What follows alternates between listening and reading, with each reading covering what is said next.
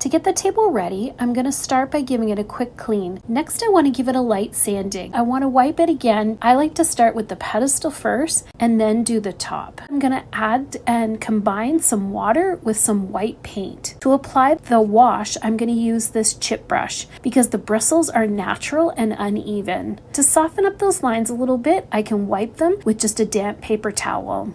I absolutely love how pretty this table is now and how much the lighter color changes its look. Grab your hot glue gun. I'm going to start at one end of the mold and fill it slowly with the glue. The first mold is dry now, so I'm going to go ahead and peel it out. I can trim off any little strings and overflow. I'm going to give it 2 coats of a creamy white paint. Some all-purpose glue on the back of each one will be enough to adhere it to the furniture piece. I'm going to paint them using the same paint that I used on the stand. So I'm going to put a layer of clear, soft wax all over everything. I'm going to use some dark wax and a small brush to push it into all of those little details. And do a little sanding around the edges just to add some faux age. It was so easy to add such pretty details with some hot glue and a couple of molds. I've drawn a line straight down the middle of the drawers, and I'm going to use a red and a blue paint. When the first colour has dried, I then take the other colour and paint on top of it. Then take your spray bottle and spritz over the wet paint,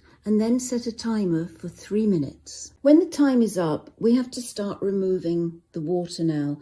And I use a toilet roll. Now I'm moving on to the top of the dresser, and I've split the top in half. Now all my drawers are done and dry, and I'm taking a stencil and some modelling paste and applying it to the stencil. I finished off the dresser by doing the stencil again on the top, and here it is. I hope you enjoyed this and you're inspired to have a go at this crazy technique. I'm giving this little side table a makeover. So the first thing I'm going to do is actually give it a coat of black paint. Now I've taken some creamy white paint and I've added water to it. I've ripped up some newspaper and I'm going to apply some of this paint. Taking pieces of the scrunched up paper, I press it into the paint and wiggle it around. Keep repeating the process until you get to the end. Now the tabletop is dry, I'm going to use this stencil. I'm going to give it 2 coats of this gloss decorator's varnish. Here's my finished tabletop. I think it looks quite effective. It's a very easy technique to do.